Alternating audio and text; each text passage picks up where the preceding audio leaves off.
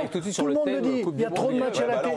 Il y a trop de matchs à la télé. Eh ben moi, Il y a trop de matchs. Et on nous impose encore une compétition. Mais moi, je trouve que la Coupe du Monde des clubs, le problème, ce genre de critique, elle vient d'où? Elle vient simplement de l'Europe. Elle vient de combien?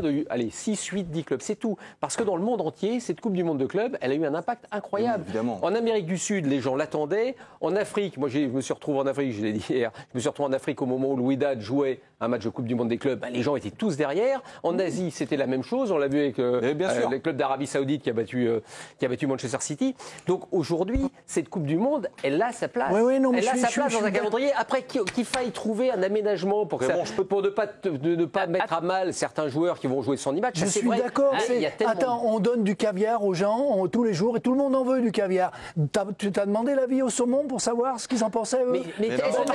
Alors, Raymond, est-ce que t'as demandé? Bah oui. Mais Raymond, est-ce que t'as demandé? Au 70e match de la saison, c'est plus du caviar. Mais est-ce que t'as demandé aux joueurs qui jouent en Ligue 1, par exemple, qui jouent, je suis Lens, par exemple. Lens, ils n'ont pas de Coupe d'Europe cette année. Donc, ils font 34 matchs dans la saison.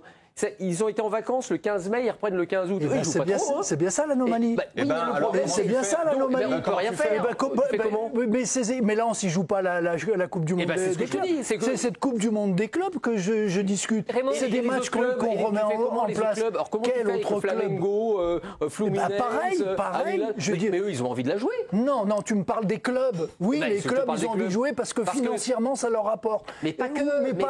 Mais les joueurs et les... Parce qu'il ne faut pas oublier une chose. Parce que ça leur permet d'être vus et d'être transférés. Le foot est attaqué par d'autres sports. Regarde le basket américain. Le basket américain, ils se sont implantés en Afrique, ils s'implantent en Asie, ils s'implantent en Amérique du Sud. Il faut que le foot aussi conserve sa force pour être un sport de développement partout. Non, mais le basket américain, ils ont des limites, ils jouent d'une date à une date et ils ont des vacances. Mais pendant cette période-là, ils jouent. Mais ils ont des coupures. C'est pour ça qu'il y a des aménagements.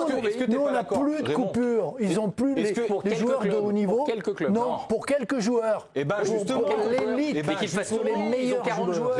Raymond, est-ce que tu peux considérer aussi que vu qu'il y a la Coupe du Monde des clubs, est-ce que le moyen de gérer justement l'année avec ton effectif va changer? Il faut l'accepter. Un joueur, tu ne l'obliges pas à faire 73 matchs. Toi, tu veux l'accepter, mais moi, je ne veux pas l'accepter. Mais peut-être que tu ne veux pas l'accepter, mais celui qui a Chelsea, qui a fait 16 matchs dans l'année, peut-être qu'il est content aussi d'aller à la Coupe du Monde des clubs. Tu me parles des entraîneurs?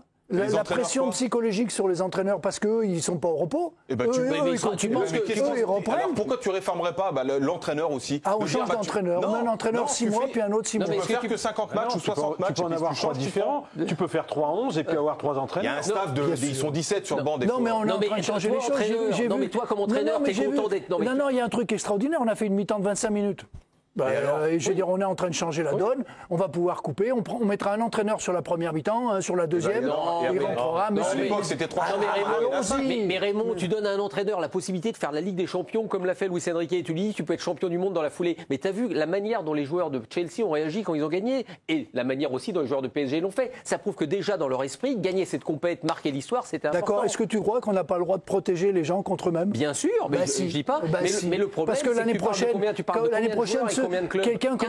quelqu'un comme Hakimi, qui a fait les Jeux Olympiques, qui a fait la saison entière, qui a fait la Coupe du Monde, qui va reprendre le championnat, j'aimerais voir.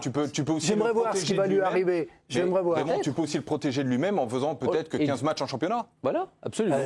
Pour le moment, on a.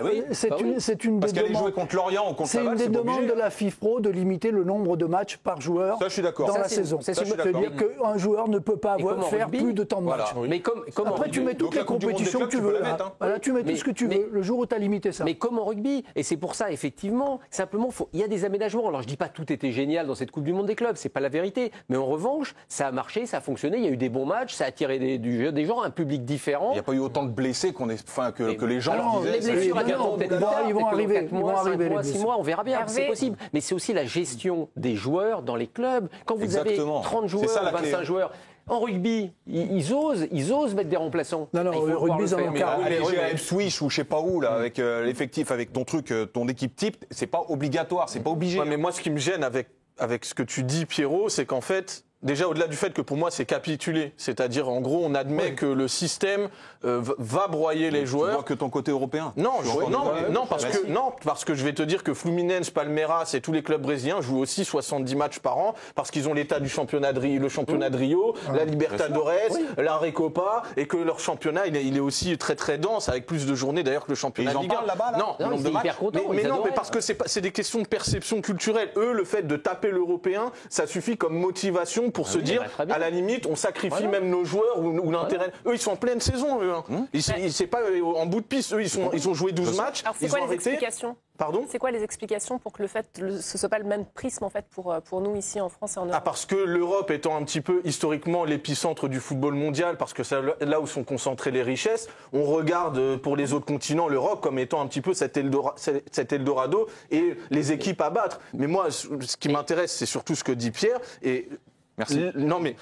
Quand tu parles des problèmes de calendrier, je suis désolé, à un moment, c'est aussi la qualité du spectacle qui est en jeu, parce que moi, faire voir des joueurs qui ont fait 60 ou 70 matchs... C'est mauvais les matchs. Est-ce que tu as vu des mauvais matchs ? La Coupe du Monde des clubs, il n'y a pas eu tant de très bons matchs que ça. Chelsea, il n'y a pas eu tant de très bons matchs. C'est un match intéressant de la part de Chelsea.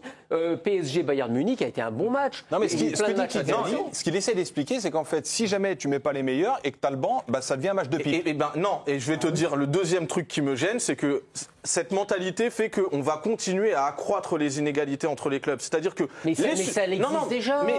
Et donc c'est un phénomène devant lequel on capitule. Non, mais je vais te dire on se dit, il va y avoir 15 clubs où ça. Mais c'est comme ça. Et donc on laisse ce phénomène... 20 ans que c'est comme ça. Non, c'est pas 20 ans, parce qu'aujourd'hui, tu vois que les clubs, ils sont obligés, soit par de la multipropriété, soit par d'autres subterfuges, les clubs-États, d'avoir cette espèce de puissance financière pour se construire des effectifs de 30 joueurs. Oui, mais ce qui me gêne dans cette manière de centraliser le débat un petit peu, c'est de dire on voit tout autour de l'Europe. Le problème, le foot, c'est un sport mondial. C'est pour ça que ça touche autant de gens. Pas autour de l'Europe. Mon débat, c'est pas autour de l'Europe, c'est autour des joueurs et des entraîneurs. Mais c'est pas pareil. Parce que tu sais, rappelle-toi quand les joueurs sont allés en Arabie Saoudite, etc. Qu'est-ce qui s'est passé ? Même les gros clubs européens, ils ont commencé à dire c'est scandaleux, c'est une histoire d'argent. Mais bien sûr que c'est une histoire d'argent. Mais les joueurs qui vont du Brésil en Europe, c'est aussi une histoire d'argent parfois. Parce qu'ils vont dans des gros clubs parce qu'ils ont plus d'argent. J'espère qu'ils ont regardé Al Hilal jouer aussi. Exactement. Le problème, c'est pas que ça renforce les Européens parce que les Européens soient plus riches. C'est le principe de se dire qu'aujourd'hui, les clubs qui vont pouvoir multiplier les compétitions, c'est les clubs qui auront la possibilité financière de se payer un effectif de 30 joueurs de très haut niveau. C'est pour les Galactiques avec le Real, c'était il y a 30 ans. Ça a toujours été ça. Juste un dernier truc, parce qu'on va prendre un carton.